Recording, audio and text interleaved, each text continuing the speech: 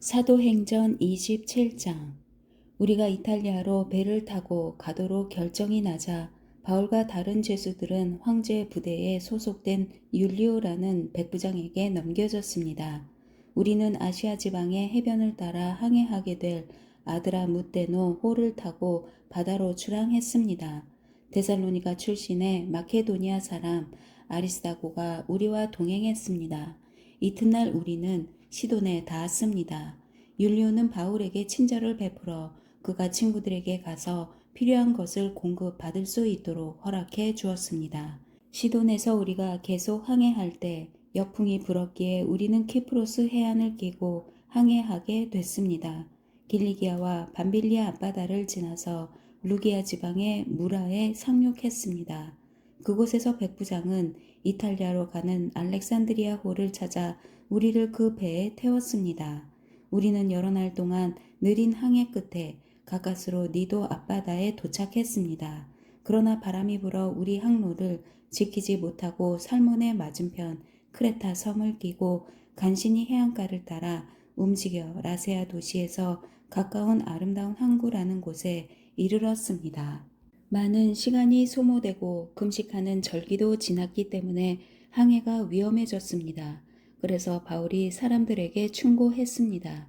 여러분, 내가 보니 우리가 이렇게 계속 항해하다가는 재난에 빠지고 배와 짐이 큰 손실을 입을 뿐 아니라 우리 목숨도 위태로울 것입니다. 그러나 백부장은 바울의 말보다는 선장과 선주의 말을 더 따랐습니다. 그 항구는 겨울을 나기에 적당하지 않았기 때문에 대다수의 사람들이 베닉스에 가서 겨울을 날 수 있기를 바라는 마음에 계속 항해하자고 했습니다. 베닉스는 크레타 섬에 있는 항구 도시로 남서쪽과 북서쪽을 향하고 있었습니다. 부드러운 남풍이 불기 시작하자 그들은 자기들이 바라던 대로 됐다고 생각했습니다. 그래서 그들은 닻을 올리고 크레타 섬 해안을 따라 항해했습니다. 그런데 얼마 지나지 않아 그 섬으로부터 유라굴로라는 태풍이 불어닥쳤습니다. 배가 폭풍에 휘말려 방향을 잡을 수가 없었습니다. 그래서 우리는 배가 가는 대로 내맡기고 표류하다가 가우다라는 작은 섬 아래쪽을 따라 지나면서 간신히 거룻배를 바로 잡을 수 있었습니다. 선원들은 그 배를 끌어올리고 아래로 밧줄을 내려보내 선체를 둘러맸습니다. 그대로 가다가는 배가 스르디스 해안의 모래 언덕에 처박힐까 두려워 그들은 닻을 내려 배가 표류하게 했습니다. 우리는 폭풍에 몹시 시달리다 못해 이튿날에는 선원들이 짐을 바다에 던져넣기 시작했습니다. 3일째 되는 날에는 선원들이 배의 장비들을 자기들의 손으로 내 던졌습니다. 여러 날 동안 해와 별도 나타나지 않고 폭풍만 계속 불어닥치자 결국 우리는 구조될 모든 소망을 포기했습니다. 사람들이 오랫동안 아무것도 먹지 못하고 있는 가운데 바울이 일어나 그들 앞에 서서 말했습니다. 여러분, 크레타 섬에서 항해하지 말라는 내 충고를 들었더라면 이런 타격과 손실은 입지 않았을 것입니다. 그러나 이제 내가 여러분에게 당부합니다. 여러분 가운데 아무도 목숨을 잃지 않고 배만 손상될 것이니 안심하기 바랍니다. 어젯밤 내 하나님, 곧 내가 섬기는 하나님의 천사가 내 곁에 서서 바울아, 두려워 마라. 내가 마땅히 가이사 앞에 서야 한다. 그래서 하나님께서 너와 함께 항해하는 모든 사람들의 생명을 내게 맡겨주셨다. 라고 하셨습니다. 그러니 여러분 안심하십시오. 나는 하나님을 믿으니 내게 말씀하신 대로 이루어질 것입니다. 그러나 우리는 밀려서 어느 섬에 닿게 될 것입니다. 14일째 되는 날 밤에 우리는 아드리아 바다 위에서 표류하고 있었습니다. 한밤중이 됐을 때 선원들은 무태 가까이 왔음을 직감했습니다. 수심을 재어보니 물의 깊이가 약 25오르귀아였습니다. 조금 있다가 다시 재어보니 약 15오르귀아였습니다. 우리가 암초에 부딪히게 될까 두려워 선원들은 고물에서 4개의 닻을 내리고 날이 밝기만을 바랐습니다. 그런데 선원들은 도망칠 속셈으로 뱃머리에서 닻을 내리는 척하면서 거룻배를 바다에 띄웠습니다. 그때 바울이 백부장과 군인들에게 말했습니다. 이 사람들이 배 안에 같이 있지 않으면 당신들도 구조되지 못할 것이요. 그러자 군인들은 거룻배에 묶여 있던 밧줄을 끊어 거룻배를 떼어 버렸습니다. 날이 밝아올 무렵 바울은 그들 모두에게 무엇이든 먹어두라고 권하며 말했습니다. 지난 14일 동안 여러분은 계속 마음을 졸이면서 아무것도 먹지 못하고 굶고 지냈습니다. 그러므로 이제는 여러분이 음식을 좀 먹어 둘 것을 권합니다. 그래야 살아남을 수 있습니다. 여러분 가운데 어느 누구도 머리카락 하나라도 잃지 않을 것입니다. 바울은 이렇게 말한 뒤 떡을 조금 가져다가 모든 사람들 앞에서 하나님께 감사한 후 떼어 먹기 시작했습니다. 그러자 모든 사람들도 용기를 얻어 음식을 먹었습니다. 배 안에 있던 사람은 모두 276명이었습니다. 그들은 배부르게 먹고 난 뒤 남은 식량을 바다에 던져 배를 가볍게 해 두었습니다. 날이 밝자 어떤 땅인지는 모르지만 그들은 모래사장이 펼쳐진 해안을 볼 수 있었습니다. 그들은 가능한 한 그곳에 배를 대기로 작정했습니다. 그래서 닻을 끊어 바다에 버리고 키를 묶은 밧줄을 늦추었습니다. 그러고 나서 앞 돛을 끌어올려 바람에 맡기고 해안 쪽으로 배를 몰았습니다. 그러나 배가 모래 언덕에 부딪혀 좌초됐습니다. 두 물살이 합쳐지는 곳에 걸리는 바람에 뱃머리는 꽉 박혀 옴짝달싹도 하지 않았고 배 뒤쪽은 거센 파도 때문에 깨어졌습니다. 군인들은 죄수들이 헤엄쳐 도망가지 못하도록 죽일 계획이었습니다. 그러나 백부장은 바울의 목숨을 살려줄 생각에 군인들의 뜻을 막았습니다. 그는 수영할 수 있는 사람은 물에 먼저 뛰어들어 육지로 올라가라고 명령했습니다. 남은 사람들은 널빤지나 부서진 배 조각을 붙잡고 나가도록 했습니다. 이렇게 해서 모든 사람이 무사히 육지로 구출됐습니다. 28장 무사히 해안에 도착하고서야 우리는 그곳이 몰타 섬이라는 것을 알았습니다. 그 섬 원주민들은 우리에게 각별한 친절을 베풀어 주었습니다. 또 비가 오고 추웠기 때문에 불을 지펴주며 우리 모두를 맞아 주었습니다. 바울이 마른 나뭇가지 한 묶음을 모아다가 불 속에 넣었더니 뜨거운 열기 때문에 독사가 기어나와 바울의 손에 달라붙었습니다. 원주민들은 독사가 바울의 손에 매달려 있는 것을 보고 서로 수군거렸습니다. 이 사람은 살인자가 분명하다. 그가 바다에서는 살아났지만 정의의 여신이 그를 살려두지 않나 보다. 그런데 바울은 그 뱀을 불 속에 떨어버렸고 아무런 상처도 입지 않았습니다. 사람들은 그가 몸이 부풀어 오르거나 갑자기 쓰러져 죽을 것이라고 생각했지만 오래 기다려봐도 아무 일 없는 것을 보고는 생각이 바뀌어 바울을 신이라고 말했습니다. 그 섬의 추장인 보블리오가 그 근처에 자신이 소유한 땅을 갖고 있었습니다. 그는 우리를 자기 집으로 맞아들여 3일 동안 극진히 대접해 주었습니다. 그의 아버지는 열병과 이질에 걸려 병상에 누워 있었습니다. 바울은 그를 방문해 기도하고 그 사람의 몸에 손을 얹어 고쳐 주었습니다. 이 일이 있고 나서 그 섬에 사는 다른 병자들도 와서 낫게 됐습니다. 그들은 여러모로 우리를 잘 대접해 주었고 우리가 그 섬을 떠날 때는 우리에게 필요한 물건까지 공급해 주었습니다. 석 달이 지난 후 우리는 그 섬에서 겨울을 지낸 알렉산드리아 배를 타고 항해길에 올랐습니다. 이 배에는 디오스 구로라는 쌍둥이 신의 형상이 새겨져 있었습니다. 우리는 수라구사에 닿았고 그곳에서 3일 동안 지냈습니다. 다시 항해를 시작해 우리는 레기온에 도착했으며 이튿날에는 남풍이 일어 그 다음 날에 보디올에 닿았습니다. 보디올에서 우리는 형제들을 만나게 됐고 그들의 초청을 받아 함께 일주일을 지냈습니다. 그러고 나서 우리는 로마에 도착했습니다. 그곳 로마의 형제들은 우리가 온다는 말을 전해 듣고 우리를 맞으려고 아비오 광장과 새 여관이라는 곳까지 나와 있었습니다. 바울이 이 사람들을 보게 되자 하나님께 감사하면서 용기를 얻게 됐습니다. 우리가 로마에 도착했을 때 바울은 자신을 지키는 군인 한 명과 함께 따로 지낼 수 있도록 허락받았습니다. 3일이 지난 뒤 바울은 유대 사람 지도자들을 불렀습니다. 그들이 모이자 바울이 말했습니다. 내 형제들이여, 나는 내 동족이나 우리 조상들의 관습을 거스르는 일을 한 적이 없는데도 예루살렘에서 체포돼 로마 사람들에게 넘겨졌습니다. 그들은 나를 신문했으나 사형받을 만한 죄가 없으므로 그냥 풀어주려고 했습니다. 그러나 유대 사람들의 반대로 나는 어쩔 수 없이 가이사께 상소하게 된 것입니다. 이것은 내 유대 동족을 고소할 생각으로 한 것이 아닙니다. 그렇기 때문에 내가 여러분을 만나 이야기하고자 한 것입니다. 내가 이 쇠사슬에 묶여 있는 것은 이스라엘의 소망 때문입니다.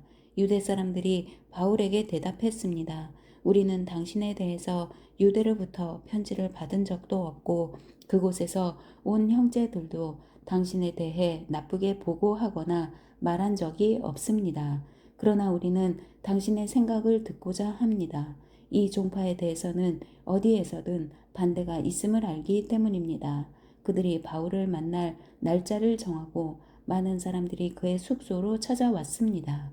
그는 아침부터 저녁까지 그들에게 하나님 나라에 대해 증언했고 모세의 율법과 예언서들로부터 예수에 관해 설득시키려고 했습니다. 어떤 사람들은 바울의 말을 믿었지만 믿지 않는 사람들도 있었습니다. 그들이 서로 의견이 엇갈린 채 떠나려 하자 바울이 한마디 덧붙였습니다. 성령께서 예언자 이사야를 통해 여러분의 조상들에게 하신 말씀이 옳습니다. 이 백성들에게 가서 말하라. 너희가 듣기는 들어도 깨닫지 못하고 너희가 보기는 보아도 알지 못할 것이다. 이 백성들의 마음이 무뎌지고 귀는 듣지 못하고 눈은 감겨 있다. 이는 그들이 눈으로 보고 귀로 들으며 마음으로 깨닫고 내게 돌아와 고침을 받지 못하게 하려는 것이다. 그러므로 여러분은 하나님의 구원이 이방 사람들에게로 갔다는 것을 알아야 합니다. 그들은 듣게 될 것입니다. 바울은 만 2년 동안 자기 셋집에 머물면서 자신에게 찾아오는 모든 사람을 맞아들여 어떠한 방해도 받지 않고 담대하게 하나님 나라를 선포하고 주 예수 그리스도에 관한 것을 가르쳤습니다. 로마서 1장. 그리스도 예수의 종 바울은 사도로 부르심을 받아 하나님의 복음을 위해 따로 세움을 받았습니다. 그 복음은 하나님께서 예언자들을 통해 성경에 미리 약속하신 것으로 하나님의 아들에 관한 것입니다. 그분은 육신으로는 다윗의 후손으로 나셨고 성결의 영으로는 죽은 자들 가운데서 부활해 능력 있는 하나님의 아들로 인정되셨으니 바로 우리 주 예수 그리스도이십니다. 우리가 예수 그리스도를 통해 은혜와 사도직을 받았으니 이는 그분의 이름을 위해 모든 이방 사람들이 믿고 순종하도록 하기 위해서입니다. 여러분 역시 그들 가운데 부르심을 받아 예수 그리스도께 속한 사람들이 됐습니다. 하나님의 사랑을 받고 성도로 부르심을 받은 로마에 있는 모든 사람에게 하나님 우리 아버지와 주 예수 그리스도로부터 은혜와 평강이 있기를 빕니다. 먼저 내가 여러분 모두를 두고 예수 그리스도를 통해 내 하나님께 감사하는 것은 여러분의 믿음이 온 세상에 전파됐기 때문입니다. 하나님의 아들의 복음 안에서 내 영으로 섬기는 하나님이 내 증인이신데 나는 항상 여러분을 기억하며 이제 하나님의 뜻 안에서 어떻게든지 내가 여러분에게 갈 수 있는 길이 열리기를 기도하고 있습니다. 내가 여러분 보기를 간절히 바라는 것은 어떤 신령한 은사를 나눠주어 여러분을 강하게 하려는 것입니다. 이는 여러분과 내가 서로의 믿음으로 격려를 받기 위함입니다. 형제들이여, 나는 여러분이 이 사실을 모르기를 원치 않습니다. 곧 나는 다른 이방 사람들 가운데서처럼 여러분 가운데서도 열매를 맺기 위해 여러분에게 몇 번이나 가려고 했으나 지금까지 길이 막혔습니다. 나는 그리스 사람이든 미개한 사람이든 지혜로운 사람이든 어리석은 사람이든 그 모두에게 빚을 진 사람입니다.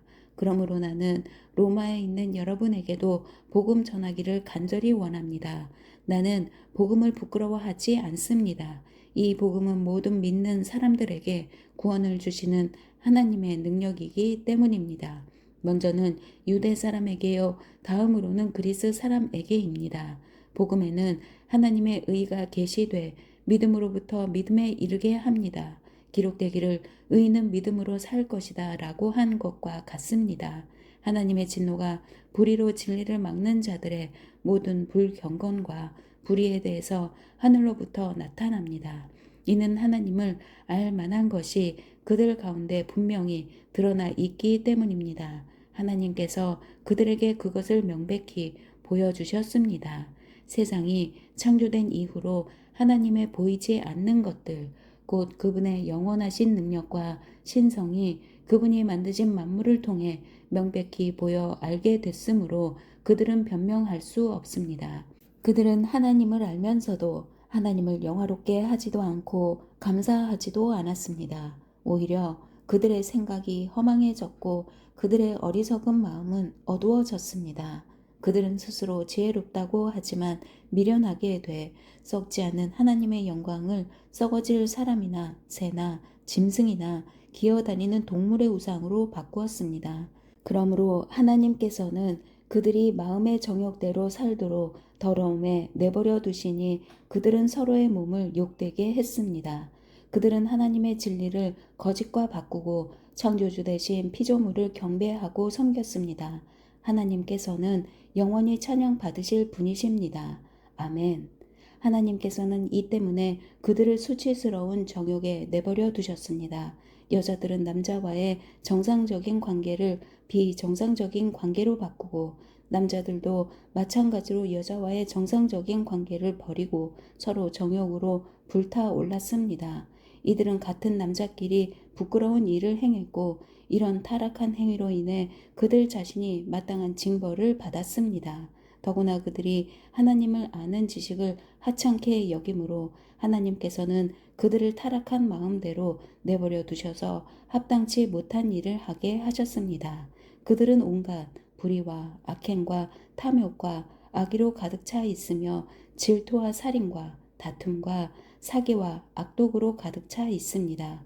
그들은 수군거리기를 좋아하고 서로 헐뜯고 하나님을 미워하고 건방지고 교만하고 자랑하기 좋아하고 악한 일을 궁리해내고 부모를 거역하고 어리석고 신의가 없고 인정도 없고 무자비한 자들입니다. 그들은 이와 같은 일을 행하는 자가 죽어 마땅하다는 하나님의 법규를 알면서도 그런 짓을 계속할 뿐만 아니라 그렇게 행하는 자들을 옳다고 합니다. 2장. 그러므로 남을 판단하는 사람이여 그대는 변명할 수 없습니다. 그대는 남을 판단하는 그것으로 그대 스스로를 정죄하고 있습니다. 남을 판단하는 그대가 똑같은 일들을 행하기 때문입니다. 우리는 그런 일을 행하는 사람에게 진리대로 하나님의 심판이 내린다는 것을 압니다. 그런 일을 행하는 사람을 판단하면서 똑같은 일을 행하는 사람이여 그대가 하나님의 심판을 피할 수 있을 줄로 생각합니까? 아니면 하나님의 인자하심이 그대를 회개로 이끄시는 것을 알지 못하고 그분의 인자하심과 용납하심과 오래 참으심의 풍성함을 멸시합니까? 그대의 고집과 회개하지 않는 마음 때문에 그대는 진노의 날, 곧 하나님의 의로운 심판이 나타날 그날에 그대에게 임할 진노를 쌓고 있습니다. 하나님께서는 각 사람에게 그의 행위에 따라 갚아주실 것입니다. 참고 선을 행해 영광과 존귀와 불멸을 추구하는 사람에게는 영생을 주시나 자기 이익만 추구하고 진리에 순종하지 않고 불의를 따르는 사람에게는 진노와 분노를 내리실 것입니다. 악을 행하는 모든 사람의 영혼에 환난과 고통이 있을 것입니다. 먼저는 유대 사람에게 있을 것이며 다음으로는 그리스 사람에게 있을 것입니다. 그러나 선을 행하는 모든 사람에게는 영광과 존귀와 평강이 있을 것입니다. 먼저는 유대 사람에게 있을 것이며 다음으로는 그리스 사람에게 있을 것입니다. 이는 하나님께서 사람을 편애하시지 않기 때문입니다.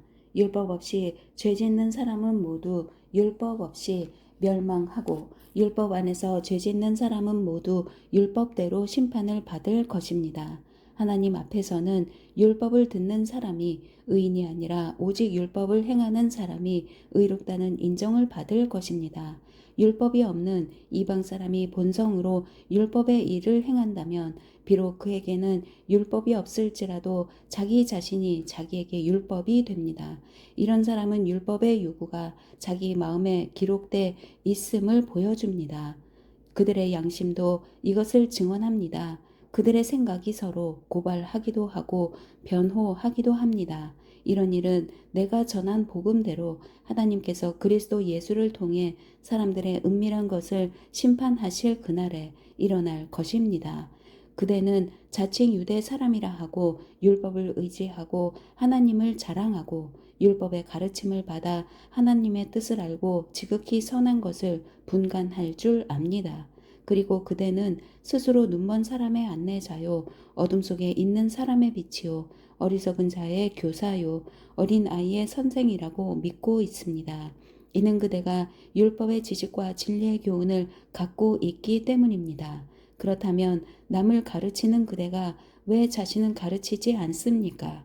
도둑질 하지 말라고 선포하는 그대가 왜 도둑질합니까? 간음하지 말라고 하는 그대가 왜 간음합니까? 우상이라면 질색하는 그대가 왜 신전 물건을 훔칩니까? 율법을 자랑하는 그대가 왜 율법을 어기고 하나님을 욕되게 합니까? 기록되기를 하나님의 이름이 너희로 인해 이방 사람들 사이에서 모욕을 당하는구나 라고 한 것과 같습니다. 그대가 율법을 행하면 할례는 가치가 있습니다. 그러나 그대가 율법을 어기면 그대의 할례는 무할례와 같습니다. 할례 받지 않은 사람이 율법의 요구를 지킨다면 그의 무할례가 할례로 여겨지지 않겠습니까?